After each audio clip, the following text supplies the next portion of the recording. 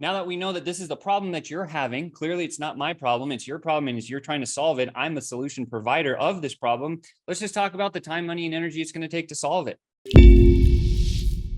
Today, we're going to do a sales call breakdown. Cody Klein is on the hot seat. Thank you for being on the hot seat. So what I'm going to do right now is I'm going to rip through our entire selling methodology. So we give you kind of like a bird's eye view of that. And then we're going to bring Cody out in the hot seat. I'm going to walk through and just kind of have an interaction conversation with him. And what's fun is you guys will get to actually go through this as if you were breaking down this sales call as well. So it's kind of an interactive thing today. So a quick 5-minute walkthrough of our sales system. This is the Ascension selling method, and it's a very easy system to use and deploy into your world, right? How it works is there's 7 different stages. You can see them all here. Very simple, very straightforward. And what we always do during a sales conversation is we just try to hit every single one of these stages. And if you can hit every single one of these stages, you can win on the scoreboard. So how we play our sales calls when I'm like coaching our sales force, because we have a big sales team, I always, like, if I'm doing a sales call breakdown with them, I go through the whole process and I say, how many of these stages did you hit? And it's exactly equal to whether or not you're going to make a sale.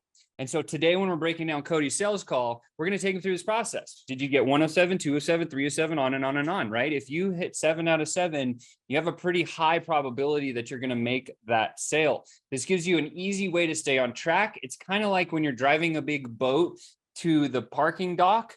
You have to kind of keep it between the navigational beacons. The system is the beacons. You want to keep your boat in between. And if you fall off the rocks, it's easy to get back in. Okay, so let's start. What is the first step in the process? Well, the first step is called connect and rapport, right? So the biggest thing with any sales conversation is we always want to be in rapport with our client at all times. You know what it feels like to fall out of rapport when you get that awkward, like scratchy, itchy feeling inside. And you're like, ooh, this conversation is just not feeling that great. That means you've fallen out of rapport. So the fastest way to do this on a sales conversation is just simply be very observant with your eyes, and your ears. What you want to do is, if you're on Zoom or you're on a phone or whatever else, listen to the way your prospect speaks.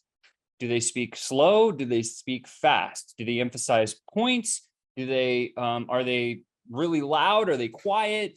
Do they inflect certain points? Do they use a lot of gesticulation with their hand movements and do all that kind of a thing? Whatever they do, it's monkey see, monkey do for the first 90 seconds, right? This is how you stretch out of your personality profile and you put yourself into their personality filter, right? Because people subconsciously, if someone's acting the same way, so like if they go like this, you should go like this, right? If they lean to one side, just slowly lean to that same side. Just basically copy them exactly what they're doing for the first 90 seconds. If they're smiling, you smile. If they're dull and drum, you be dull and drum, right? If you can match them for the first 90 seconds, their primal brain will be triggered to tell them deep inside that says, oh, this person's just like me. I have no filter, or I have no resistance level with this person. That's the easiest way to do it. Just mirror match for the first 90 seconds. Then we move on to the second part. This is the most important. When I put this into my sales process, my sales close is boosted by 32%. What we want to do is we want to establish what we call the rules of the game. Sales is like a sport. If you treat sales like a sport, it will pay you like an athlete. I promise you. Every sport has rules. Sales calls have rules, right? So what we need to do in this first 5 minutes of the sales call is we need to set up the rules of the game. This creates you, positions you as a trusted advisor, and it also gives your prospect clarity and permission on what and how and everything you're going to be speaking about as you go through the sales conversation. We use the analogy GAME, GAME. That stands for grateful, ask, me, end, right? So here's what it sounds like. Hey, Chris, I'm so grateful to have the chance to chat with you today. I'm going to ask you a few questions about your business so I can learn a little bit more and make sure that it makes sense for me and you to keep talking. I'm happy to answer any questions you have for me, and whether it be about myself or my background or our company or anything else like that. And then at the end, we'll figure out if we should lock arms and move together. And if not, my network's deep, I can help you out. So that's kind of an example of how we would set up. And then I would say, Chris, does that sound good to you? And he says, yes. And I say, is there anything else you want to add to the agenda? Giving him some space And he'll say, oh no, Sean, could you add this or this? Or, yeah, sure. We'll put that on the agenda. And you still have about 45 minutes for the call or whatever the timeline is. And now we've established everything we're going to talk about in the whole conversation. We've done it in the first 5 minutes. We're going to cut through all the fluff and just have a very prominent and good conversation about the things that I want to talk about. And then maybe that he wants to talk about too, right? So that's how we set up every sales call should be set with the rules of the game every single time, 100%. Then we move into probably the most important part of the sales conversation. Stage 3 here, finding the pain. This is where you get to a place where you spending the most amount of the time in this segment is where people make decisions. People will buy you in this part of the sales conversation emotionally. Every sales call has 2 closes. They have an emotional close. Hey, Chris, you're an awesome dude. I'm the guy that wants to work with you because you're freaking awesome and you've been telling me all this great stuff. And then secondly, Chris says to me, if he's the sales pro, sure, let's just work out all the details and logically put together a plan that's going to make sense and get you the results, right? So that's the emotional close and the logical close. In the pain compartment, we need to get over the speed bump of no return. And so we start by saying, hey, well, tell me a little bit about your business. How'd you even, I like to start with why. Why did you get into the space that you're in? What's the biggest thing that's led you to success? And what's the speed bump that's holding you back? That third question, rapport, third question hit, then it'll pull out somebody's pain indicator. Pain indicator is different than pain and problem, okay? Pain indicator says, oh, well, I'm not getting enough leads. That's not a business problem. That's a pain indicator, right? So there's a big difference there. Once we have established one of those pain indicators, we use a series of the magic 8 questions. I'm not going to go into it today, but you can go through our session and learn those 8 questions. They're sequentially designed by psychologists, not by me or Chris. These are questions that have worked for hundreds of years, and they will continue to work for you in your business. Remember this. If you can't get into the pain conversation or the problem you solve for your prospect during the call, you will not get a sale. And the higher your ticket price is, the more pain, the bigger dollar budget that you can collect, right? And then, of course, once you've understood and you say, hey, well, Chris, it sounds like you have this tremendous problem about not finding the right leads in your world or whatever the pain is that he's talking about. And we kind of talk through that, how it's affecting you and what's the impact it's having on your business. Sounds like we should solve this. I solve it 7 days a week. The only question I have for you is, am I somebody that you want to work with? And Chris will say, yeah, dude, you're awesome. Okay, great. Let's just go through a couple of other logical steps. So what I've done is I've gotten the sales close in the first 15, 20 minutes of the sales call with finding the pain. I've gotten the emotional close, and the rest of the steps are all logic, right? So emotional close first, logic. So that's what we do.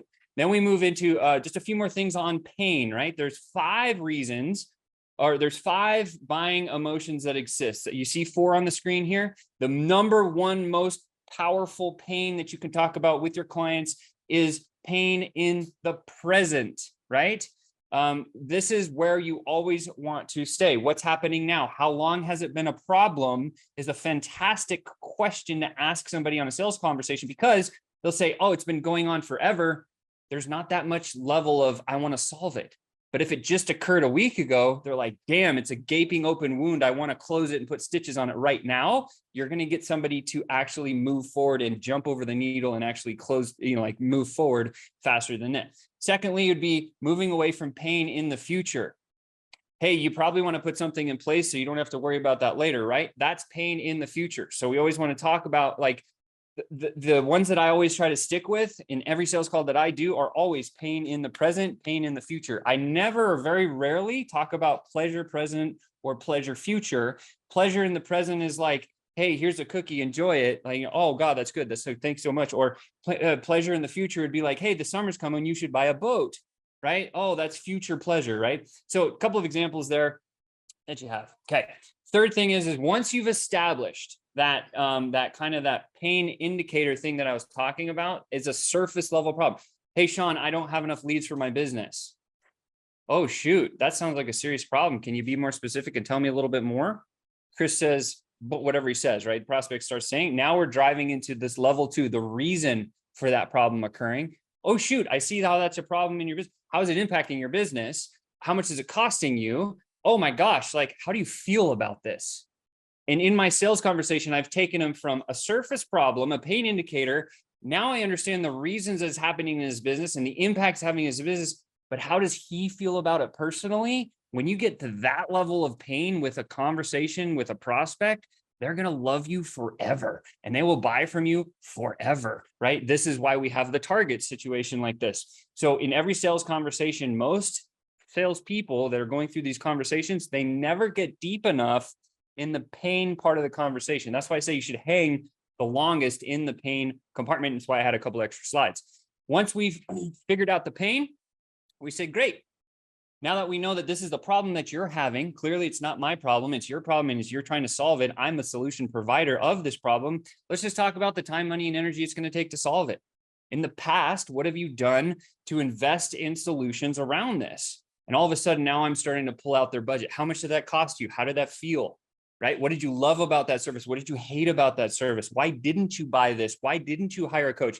Have you ever thought about reading a book? Did you go to a seminar? There's all these things that you can bring into this budget part of the conversation to figure out what they are willing to spend on other potential solutions. This gives you a hyper awareness of the level of awareness that they have on trying to solve their own problem, right? So if you try to walk in their shoes, put yourself in their position rather than you spitting out all the goodness of what your company or service or product provides, and just say, hey, look, like if I had that problem, I would probably try this. Have you ever tried that?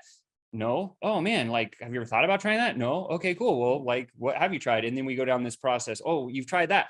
How much did that cost you? What's your tolerance for spending on solving this problem? That's what we're trying to pull out during the budget part of the conversation, right? And if you get this right, where you know whatever they're doing is more than what your solution is, you're going to win every single time, right? Once we understand some of the budget piece of the conversation, we move into what is probably the most, I'd say the second most important part of the sales conversation. Number one is always pain. Number two is the buying process that these people go through. We want to understand the who, the what, the why, the where, the when, the how these people make decisions. Because a lot of times what happens, you get in a conversation, you're like, oh, and then you agree, your solution is going to be great. And then they say, well, hey, I got to go talk to so-and-so. And then now you have this void or this gap, and they leave the conversation, and you never address how they're going to talk to so-and-so in their in their company to get them over the line. This is what the buying process is. Hey, Chris, besides yourself, who is involved in making a decision to invest in a solution like this one? Oh, well, it'd be my wife. I have to go talk to B. Oh, great. Well, like you said, you're on board, right? Yes, I'm on board, Sean. Okay, well, how do we get B on board? See, what I've done there is I've gone from butting heads directly like this to I've swung myself around to this side of the sales conversation, and now I'm punching at B, his wife, to help him get her over the line so they can make the investment. If you address this in your sales conversations, you will close more deals more often every single time, right? So, and again, the bigger the agreement or the I hate the word contract, but it's on the slides here, so I'll say it, but bigger the opportunity, the more dollars. Like I was just in a mastermind this morning listening to a guy who just closed 2 deals for $250,000 each. I asked him a whole bunch of questions about like the buying process that his clients had, and say, oh, it was a big corporation. It was an organization I had to sell to a boardroom, right? So the more bigger opportunity there is, the more people are probably going to be involved in that decision. It is your responsibility as a sales professional to make sure and address each and every single one of those people. They call it the cast of characters. So you got to define and understand who the cast of characters are every situation when you go into to sell, right? Once you understand how they make their buying processes, we move on to the easiest next thing ever. You've done all the hard work. The most 3 important stages of any sales conversation are stages 3, 4, and 5, because if you understand that they have a problem you can solve, you understand they can afford your services, and you understand how they make decisions, you can close any deal of any size with one question. That question is, I know you have the problem, Chris. I know you can afford my services, Chris. I know you and B are on board to buy this thing. Is this something you think you can do? And then we're just quiet. This is the only close you ever need. A lot of books are, there's books written, like the closers. I have a million of them behind me. It's like they dedicate books and chapters to here's how you close. Try this close. Try it. It's all tactics. It doesn't work, right? The thing that works is identifying the problem, understanding that they can afford your services, and then who's involved in that whole entire process. When you know those things clearly, you can close the deal with this one question, and it makes it really, really simple. This is usually where if you missed something during your sales conversation, the objection will pop up. And then you just repeat it, rephrase it, confirm it was a problem, and you return back to the pain questions, those magic 8 questions that we talk about. So every single time you can just keep flowing no matter where you're at. And it's like, okay, so now we handled that one thing. Again, is this something you think you can get going with? Is this something you think you can do? Let's start. And then they'll say yes. Okay, great. Well, the next step is boom, which we move into clear future. Now we just talk about the next exact step. Now, in bigger agreements where you're marking multiple deals, I used to sell to Raytheon and L3 and Lockheed Martins. Those are all my clients. And so a lot of the time, the clear future was just the next step. Hey, you're the procurement manager. I need a meeting with the supply chain manager. Can you get that in front for me? How do we tee that up? And then boom, we get the next meeting. Or if it's a smaller deal, maybe you're selling a service for $5K a month or something like that. It's like the next step could be they put the credit card into the process. All we need to do in this part of the conversation is be hyper clear, saying this is the one thing you need to do next by this timeline. Okay, this is the one thing you need to do next by this timeline. That is what the clear future is. And when you put that in, this also boosted my sales by another 30% when I started adding this in very consistently into my sales process. And again, it's very simple to see how to execute this. Executing it sometimes gets you in the weeds a little bit, but that's why me and Chris are here, because we've done this thousands and thousands and thousands of times over, and we can walk through any type of thing that you can bring up, right? Okay, that's it, right? So if you want a snapshot of this little thing, a lot of people take a little snapshot of this, take it, put it on your desk. Remember, these are the 7 stages that you should go through in most every sales conversation. And from that, we're going to go into Cody's sales call breakdown. Okay. So now what I'm going to do is I'm going to bring up, when I do sales call breakdowns, I usually do them in one of 2 ways. Okay. So he sent me the sales call over here, right? And he's got this really cool system, Avoma. Tell me about Avoma. Why did you choose this, Cody? Just kind of come out off mute here. And let's just talk about this for a little bit. Yeah, for a sec, I'll share with you. I had looked into Gong. This was, about a year ago, before I think a lot of the other ones like Otter AI and a bunch of the other what I'd call like the knockoffs of the original Gong came out, and I was looking for a cheaper alternative, and Avoma, I stumbled across Avoma. Cool. Yeah. So what Avoma is, for everybody that doesn't understand what it is it actually records your whole entire conversation. And this one's a really cool one. Actually, it tells you your talk times, right? So I'm going to hit on that a little bit. First thing that I'll share with you, if you look at the talk times, right in the chat, who was speaker 1 and who was speaker 2 in this conversation? I want to know what you think. Right in the chat. Was speaker 1 Cody, or was speaker 1 Jeff? Jeff is the prospect. Cody is the sales pro. And who is speaker 2? So speaker 1, was it Cody or Jeff? Let me know in the chat. Chris, what are they saying? Here's the talk times. Yeah, let me come off mute. I'm also wondering who's speaker 3. So speaker 3, I think, is just like this thing where, or like, okay. I couldn't tell, right? So it's just, I think it's just the recorder. There's a ghost in your Zoom meeting. Okay, we got a vote from Tam. She says speaker 1 is Cody. Speaker 1 is Cody. So unfortunately, that's incorrect. And this is the first big thing, Cody, that I want to share with you as we're going through your conversation. In a 60-minute sales conversation, the sales professional should never talk more than 17 minutes. This is a little flipped. This is a little flipped for you. Okay. Yeah. So what we want to do is you need to say less and ask more question and get that guy to talk more. Totally. Fortunately or unfortunately, this guy's personality is a high I, and he loves to talk, right? He was talking for days and days and days, and he gets off track. So that's one thing that we got to address with the personality of a high I. When you're selling to that high I type personality, they are like shiny object, squirrel all over the place. Our job as a sales pro, when we're having these conversations, is to keep them in online. You did a great job. Like, first of all, you closed the deal and you did a phenomenal job. And I loved all the stuff that you said. I'm just pinpointing and tweaking little things for you so that it'll just make you close more deals more often. Okay. That's tear it apart, please. That's what I'm looking for. Cool. Okay. So there's 2 ways that I do sales call breakdowns. So if you're ever doing a sales call breakdown for your team, one of the best things to do is get them on a one-on-one Zoom and then hit the play button from start to finish. Every time you get into another stage of that sales process, you stop and you say, okay, look, like you smashed, the rules of the game. You set it up. It was perfect. Next time, maybe try this or try that, right? And so that's one way. That is what I found to be the most effective way to train a sales pro, is to diagnose their sales calls real time, where you watch it together and you just coach them through, like, oh, you missed this stage, or you hit this stage, or you didn't do that, right? And that will cause them to go do it next time, which is good. The second way, which is the way I did this particular sales call, is I'll ingest the entire call and then I run that against our process. So here on this screen, I'll just make this screen bigger because this is what we're going to be talking about. I take every single sales call through this entire process. By the way, Cody, I'll give you this copy and anybody else that wants to see it, but here's how it works. We started the conversation with Cody and Jeff. I'm the call reviewer. The yesterday was the call date. The first thing I do is bond and connect. I listen to the first couple of sentences of the sales call and I identify what personality that person has. If you don't know how to identify personalities inside of FlowChat, you should have another course called the personality selling course. Go to that one and go to step, I think it's like 2 or 3, and you can learn all the personalities. The easiest way to do it is just look right here at this chart. And the first thing I do is I think to myself, is this person kind of like an engineer? Are they kind of like an executive assistant? Are they kind of like a sales pro? Or are they kind of like a CEO? Those are titles that are very quick to me.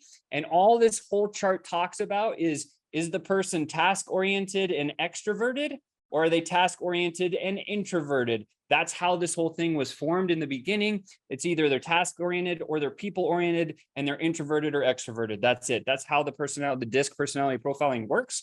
And then whenever you figure out which type of person you're talking to, in this case, Jeff is a sales pro selling roofing. So I know he's a sales pro. His favorite word is who. What does that mean? He does a lot of name dropping. Okay, so we need to be aware or cognizant of this, and we need to do some name dropping if it's necessary to close the deal. He's also kind of a dominant D, so he's got high I with a lowercase d. That's this guy's personality. Don't worry about the secondary personality. Don't try to go too deep into this. Just try to figure out the main personality that this person has. So in this case, Cody, this guy's a high I, right? So he does not a lot of name dropping, loves to talk about his success, and he talks too much. When selling the high I's, here's some pro tips. I created an acronym, I for the personality, and then the word late, I late, right? So L stands for level up. It's hard to get their attention and keep them focused unless you get on their level, meaning talk fast, talk at the same volume, try to match that. Secondly, attention. Too many details bother the eye. This becomes paramount if you're ever doing a demo in a sales conversation. Cody, when you went into the demo, there's a couple of things that you did that were probably not necessary to close this deal, right? And so that's just kind of like some fine tuning that we can get into a little bit later.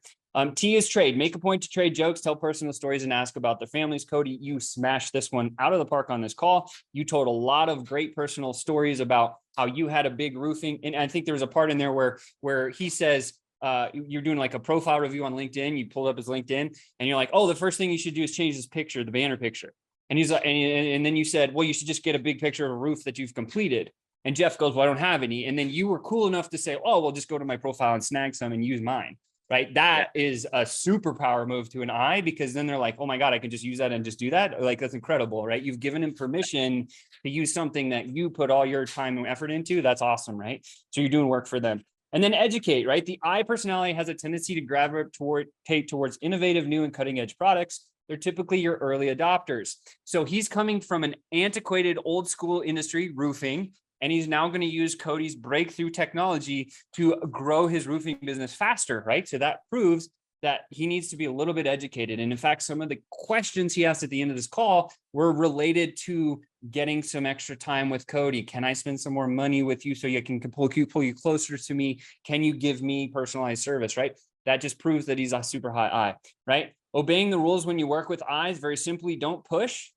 They hate the hard sell, especially if they think you're placing business above a potential relationship. Cody, you did a tremendous job in talking about and saying to him, like, no, dude, I walk in your shoes. I'm exactly like you. This is great. Like, and I think the biggest thing that you said at the end, by the way, everyone listening, Cody charges an upfront amount. I think it's like $3,000 or $2,500, and then it's $397 a month or something after that. Right. So that's his offer. And so what we did here is you said, look, I don't care about the money that you're going to pay me. I know you're good for it. Eyes love that. They'll eat that language all day. And you say, I just want to make sure that you get the success. Because what you've done there when you did that, and I don't know if you knew you did that or not, but you put your potential friendship with him above the business, and that will close an eye 100 times out of 100 times. Okay. So you did great there. Great job on that one. Make it fun. Show some enthusiasm. You did great there. Research and mention their accomplishments. They love flattery. This is the high I personality again. Emphasizing the future and encouraging their dreams is one of the best ways to do this. And again, there's some highlighted points that I just want to mention. Cody, you did a great job on this, where you said, this is what your business is going to look like in the future. And you started doing a little bit of vision casting during the sales conversation, which I think were really, really powerful. You're going to build a lifelong relationship, and they'll brag about all their friends and colleagues. Eyes will give you the most referrals out of any other personality that's out there. So if you're selling to eyes, just remember that, right? Okay. Step 2, stage 2, the rules of the call. Now, the call started a little bit into it. Jeff was driving in his car. Cody was not. Jeff eventually gets to his office and then opens up his computer screen. What I would try to do before the call starts, Cody, little pro tip here, is make sure that he's not driving. Did you try to do that? Yeah, I did. I think actually right at the beginning of the call, I was like, hey man, I think it's been a long time since I did this call. It's been a couple months, but I think I said like, hey, if we need to reschedule or whatever, like we can do it when you're in front of a computer. And he's like, oh no, I'm good. I do this all the time. Okay, cool. Yeah. So all I would do in that particular instance is I would say, well, there's some things that I want to show you, and your cell phone screen is not going to be big enough to see that. So how do we do it when you're in your office? Like, that's how I would address that if that came up in my book, right? So just if they say I do it all the time, be like, that's great. I don't, first. And secondly, to respect you and me, is like, I want to screen share and show you some cool stuff. You can't see it on your phone. Does that make sense? And they'll say, yes. Okay, cool, whatever. Right. So anyway, that's how that happened. The call started a few minutes after you'd already started talking. And so did you set the agenda for this call? Because I did not hear it. I do not frame the call at the beginning. Okay. That change will drastically do two things for you. Number one, it's going to help you close more deals. And number two, it's going to cut the fluff and collapse the timeline of your sales calls. So that one was 58 minutes. This deal could have been closed in about 42 minutes. So you can shave off about 20 minutes of that sales call by doing this. So it's going to help you save time and close more deals. Okay. So if you'd set some clear expectations in the first few minutes of the call, there's about 10 to 15 minutes that you could have shaved off the front end.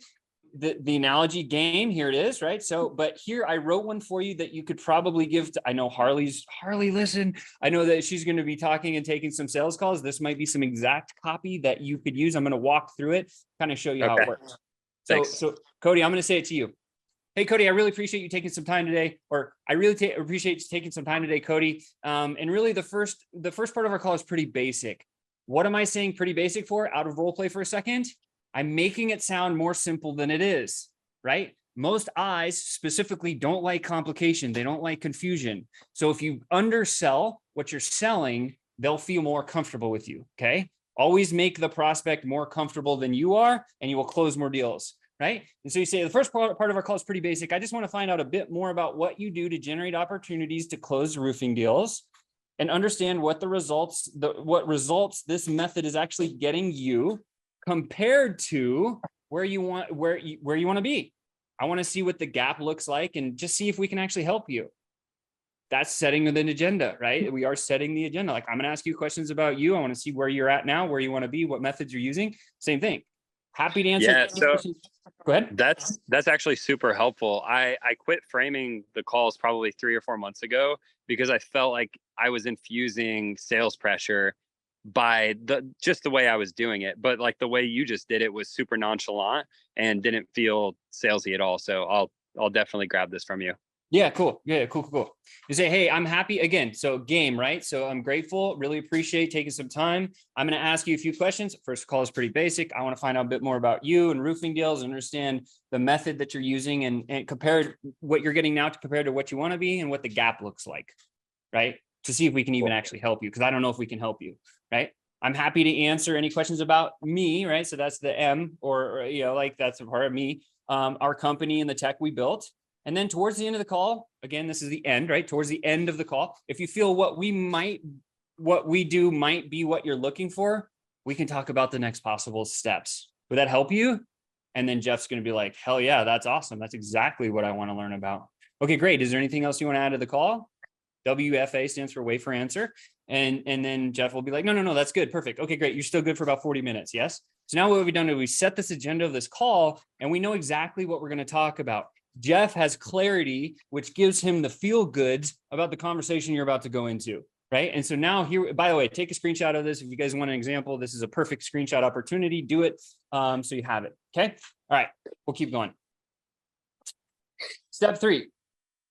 High personalities tend to tell on themselves. Right. So all we need to do is ask the right questions. This happened during the call and he exposed a couple of points where he shared his problems with you. The part that was missed during the call is where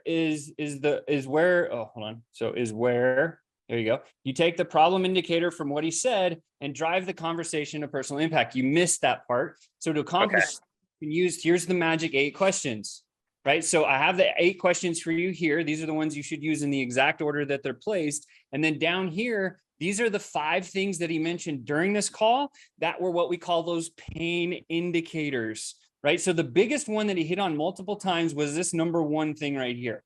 He said, hey, I feel like I'm interrupting people when I do door knocking in person. Oh my God, Jeff, like that's pretty serious. Tell me more about that. Well, blah, blah, blah, blah, blah, whatever he says. Okay. So like, give me a specific example of when this happened and how you felt and like replay that in your mind for me for a second. Okay. Well, there's this client and he tells you example. Man, like how long has this been something you've been trying to solve or deal with? Right now I'm understanding, has it been something his whole sales career or did it happen recently? I'm looking for the answer of, is this as recently, I'm going to close this deal way faster than if it's a long-term thing, right? Oh, and okay, cool. So like, what have you tried to get over that interrupting feeling? Like, have you hired a coach? No, I haven't done that. Have you got a book? Have you bought a seminar? What have you tried? Right? Oh, and did that work? Would that work for you if you haven't done it yet? Hey, why didn't you go down that path? Now, Cody, at the end of the sales call, this is one of the objections that popped up. And you did a phenomenal job of capturing the budget at the end of the call rather than kind of like where the budget should sit in the conversation.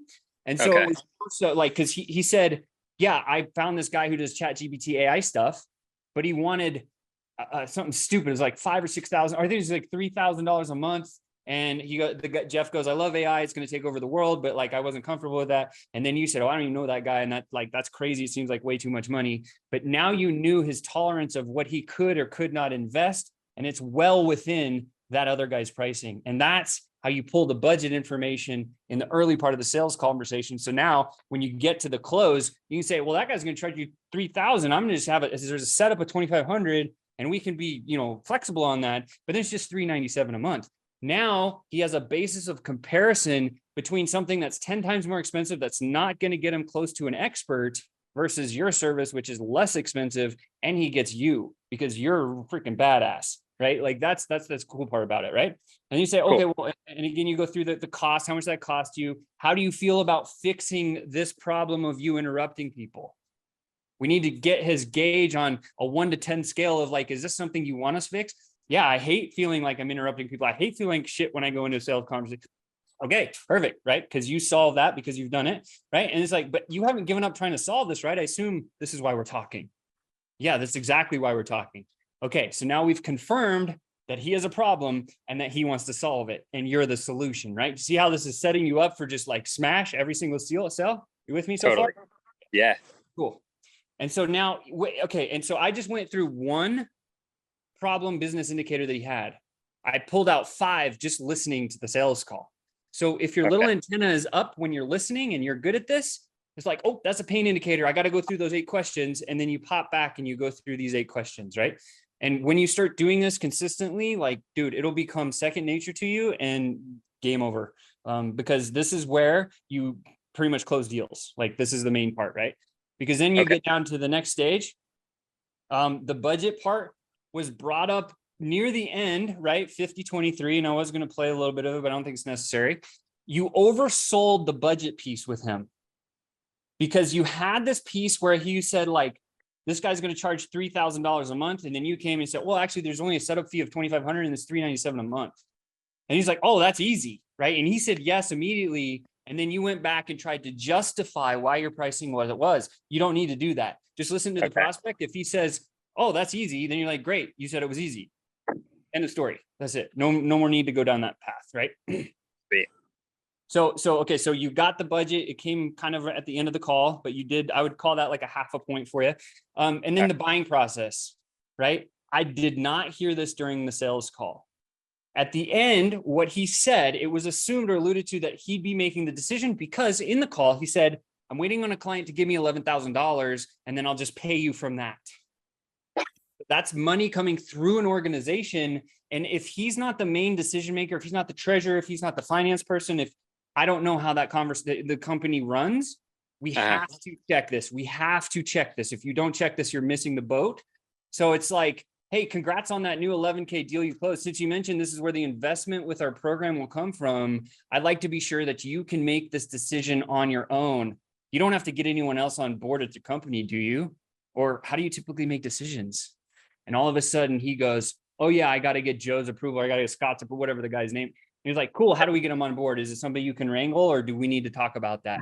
And if you pull that out early in the first conversation, he'll be like, no, I got you covered. And it could have been, yeah, I'm just going to give you the money from 11K because I can make the decisions. It could be that simple, or it could be, hey, we got to address this other person. So don't leave that rock unturned. Make sure you figure out who's in the buying process, right? And then once you've acknowledged that, just move on to step 6. And then and then you move on to the close. Any questions so far? I'm going fast. Sorry. I was just going to say, in that specific situation, like, obviously, I totally agree with everything you said. With this guy, we had talked in the DMs, and I actually didn't take his call when he asked us to book a call at first, because he was a sales rep. And I don't take calls with sales reps typically, but he basically told us, he's like, hey, I will do basically anything to like work with you guys if it is what I think it is. So then, like, I knew he was paying for it out of pocket, like it wasn't through the company. So yeah, that's the only reason we didn't really dive into that. Cool. And I didn't hear that or know that. So there you go. Yeah. Right. So, okay. And then the close, you did a nice job. You closed the deal verbally. Did he pay you is a question. Yeah, he did. Okay, good. So he's a client. So it's confirmed that congratulations, you closed the deal. Yay, Cody. The one thing I'll tell you is your closing line needs to change. You need to be more firm on when you ask for the business. Dude, you are a specialist, you are a professional, and you are the only one in your space that kicks as much ass as you do. Like, you need to know that, be proud of yourself because it's powerful. Do not say, give me some of your thoughts. What did you think? Anyone listening to this right now, get these questions out of your head. Throw them in the garbage and never use them again, because it's the worst questions you can ever ask anytime as a sales pro. What we want to say is, hey, does it seem like this would be something that'd be helpful for what you're trying to do? Very much easier way. Like, you said this, just don't say the first part, just say that. You could change it to something even more simple. Like, seems like this would solve the problem you're facing, right? Is this something you think you can do? Boom. That's all you have to do. Not what did you think? It's like everything we talked about would be the exact thing you need for the solution. Is this something you think you can do? And then they're going to be like, yes. And then, or no, or whatever. Right. And then, so you did do that. Right. And then the clear future, you did a fantastic job. You're like, hey, get your shit ready. You need to make your first investment. You need to fill out this application. And then we're going to meet on Tuesday at our first group session. That was perfect. It's like, I'm going to send you the link right after that. So one thing I need you to do, timeline is fill out your application and be on the call for next Tuesday. Clear future, you nailed it, right? Here's the objections that came out in the sales call. I just wrote them down so you have them. Will you do a profile review? Maybe you want to add that into your marketing.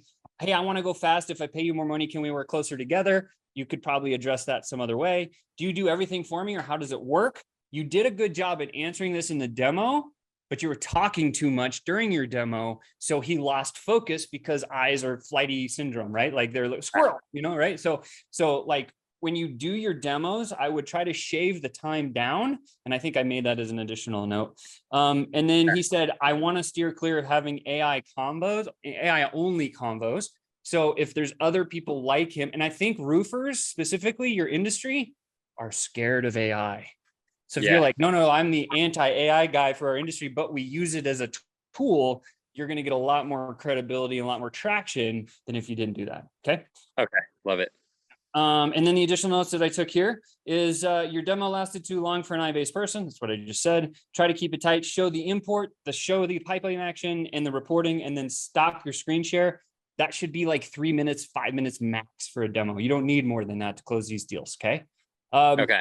I think you can close the deal. I think you can actually close the deal without even doing a demo. Like our sales team is kind of doing that now, and you're selling something similar. So I think that can work. If you want to test or try it, don't let Harley should be doing a demo to get good and fluid at that. But you're at that place where you could experiment with not doing a demo to see if you can close.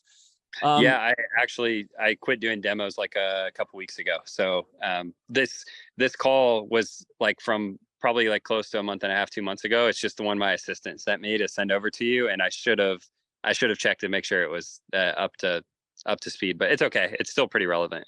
Cool. The other thing that he did is he brought up a team, right? So the thing that you're selling is they might need a team or they might do it themselves. You did a good job of addressing, hey, an hour a day, you can actually get, put some damage into this thing. But it's like, oh, are you going to do it yourself? Like put that into kind of part of your conversational flow.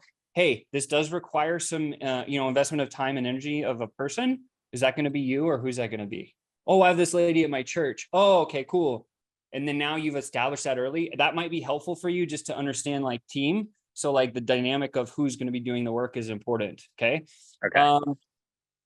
And that's it. Overall, I gave you a 64% chance that the deal will close. I was right. You did close. Congratulations. And you hit 4.5 out of 7 stages in our selling process.